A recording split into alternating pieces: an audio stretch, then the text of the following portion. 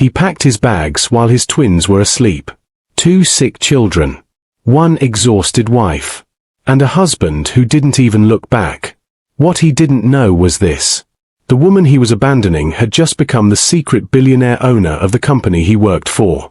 And the boss he was leaving her for? She was about to lose everything too. The hospital room smelled like medicine and quiet fear. Emily Carter sat beside 2 small beds, one on each side of her. Her twin daughters, Lily and Rose, were only 4 years old. Both were pale. Both were sleeping after another long night of fever and tests. Emily hadn't slept. Her hair was tied back with a loose band. Dark circles sat under her eyes. One hand held Lily's fingers. The other rested on Rose's blanket. She looked up when the door opened.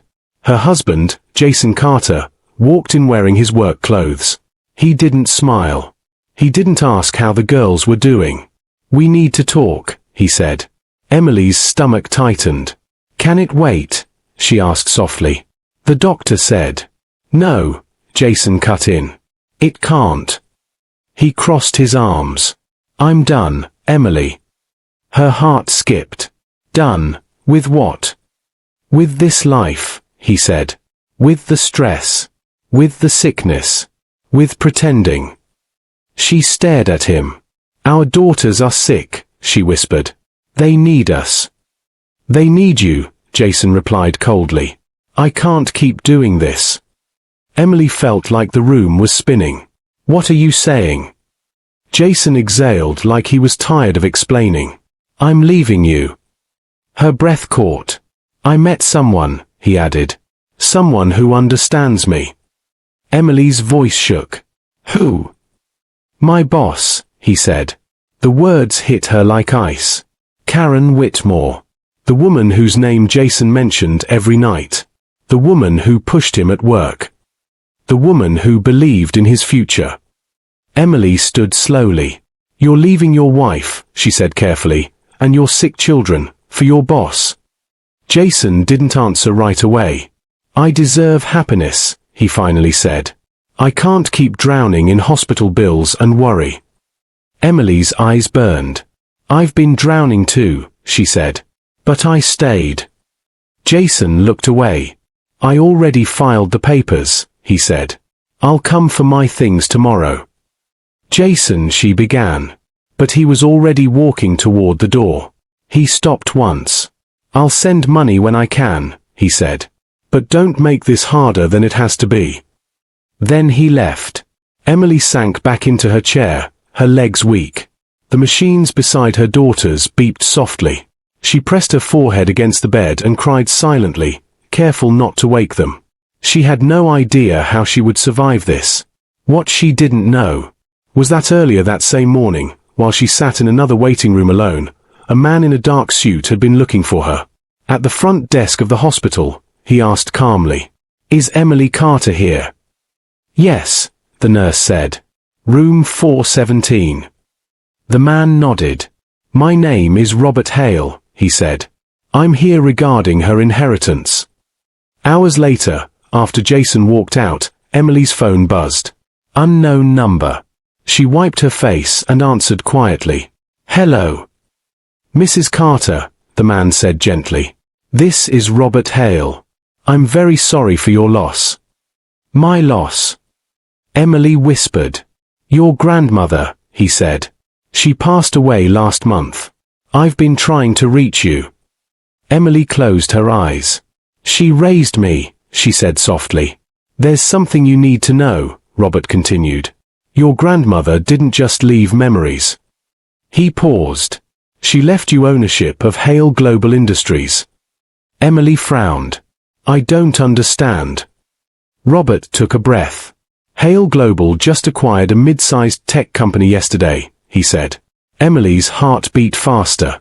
"The company where your husband works." Silence filled the room. Robert's voice stayed calm. "And Emily, Hale Global is valued at $9 billion. Emily stared at her sleeping daughters. Her husband had just walked away from her. From them. From a woman who was about to change everything. Emily sat frozen in the hospital chair, the phone still pressed to her ear. $9 billion. The number didn't feel real. It felt like something from a movie. Her hands trembled as she looked at Lily and Rose, their small chests rising and falling. "I think you have the wrong person," she whispered. Robert Hale's voice stayed calm. "I don't. Your grandmother, Margaret Hale, placed everything in a trust under your name years ago. She waited until you were strong enough." Emily swallowed. "Strong enough for what?" "For the weight of it," he said gently. She ended the call and sat there in silence. Outside the room, nurses walked by. Life went on. No one knew her world had just split in two. An hour later, Robert arrived in person. He was tall, grey-haired, with kind eyes. He stood at the foot of the hospital beds and spoke softly. "I'm sorry about your husband," he said. "And about the girls." Emily nodded. "They've been sick for months." Robert glanced at the monitors. "We will move them to the best pediatric unit in the country." Emily shook her head. "I can't afford." "You don't have to," he said. "You own it." Her breath caught. Later that day, Lily and Rose were transferred to a private wing. New doctors came in. Specialists. The room changed. The air felt lighter. Emily sat between the beds, holding both girls' hands. For the first time in weeks, she felt hope. Across town, Jason Carter was feeling something else. Relief. He packed his clothes into boxes at their apartment, humming softly. His phone buzzed. Karen Whitmore. "You okay?" she asked. "Better than ever," Jason said. "I'm finally free." Karen laughed. "Good. Because things are about to change." Jason smiled. "In a good way." "In a big way," she replied. "My company is being reviewed by new owners. I'm about to get promoted." Jason felt proud. He had chosen the right woman. Back at the hospital, Robert sat with Emily and laid out papers on a small table. Hale Global owns healthcare companies, real estate, tech firms, and now Carter Systems. Emily stiffened. "Jason's company." "Yes," Robert said. "But your name is not public." She frowned. "Why?" "Your grandmother believed silence protects you," he explained. "Power works best when no one sees it coming." Emily looked down at the papers. "What happens to the people who work there?" she asked. Robert studied her face. "That depends on you." That night, Jason came to the hospital to pick up his last things. Emily stood in the doorway as he approached. "You look different," he said. "I'm tired," she replied. He glanced at the upgraded room, the quiet staff, the new machines. "Looks expensive," he said. "Must be charity." Emily didn't answer. Jason cleared his throat. "I'll visit the girls when I can." "When you can." Emily repeated softly. He shifted uncomfortably. "I have responsibilities now." She nodded. As he walked away, Emily whispered, "So do I." Jason didn't hear her. He had no idea that the woman he left behind was now the invisible force shaping his future. And that the boss he ran to? She was standing on borrowed ground. Jason walked into the office feeling confident. Karen Whitmore was waiting for him outside her glass office, dressed sharply, heels clicking against the floor. "Big day," she said with a smile. "The new owners are reviewing leadership." Jason straightened his tie. "I'm ready." Karen leaned closer. "So am I." Inside the conference room, executives sat around a long table. A screen showed a simple logo. Hale Global Industries. Jason recognized the name. He frowned. "Who are they?" Karen shrugged. "Some quiet giant. Bought us last week." The door opened. A man in a dark suit entered. Jason froze. Robert Hale. The same man he had once seen in the hospital hallway, speaking softly to Emily. Jason's stomach dropped. Robert took his seat calmly. "Good morning," he said. "I represent the controlling shareholder of Hale Global." Karen smiled brightly. "Welcome. We're excited." Robert nodded once. We will begin with a performance review. Slides filled the screen. Missed deadlines. Questionable expenses. HR complaints. Jason shifted in his chair. Karen's smile faded. Robert turned to her. Ms. Whitmore, as acting director, you approved these actions. Karen cleared her throat. We were under pressure. Robert nodded. Pressure reveals character. He looked at Jason. And Mr. Carter, your transfer requests, your sudden personal relationship with management, and your abandonment of family responsibilities have been noted. Jason's heart pounded. How would you know about my family? He asked. Robert's eyes didn't blink. Because the controlling shareholder asked us to look closely. Karen laughed nervously. Who is the shareholder? Robert paused. That information is private. The meeting ended quickly. Karen pulled Jason aside afterward, her voice sharp. What did you do? Nothing, Jason said. This is just business. But that night, his phone buzzed again. Unknown number. He answered. Jason, a familiar voice said softly. It was Emily. He froze. Why are you calling me?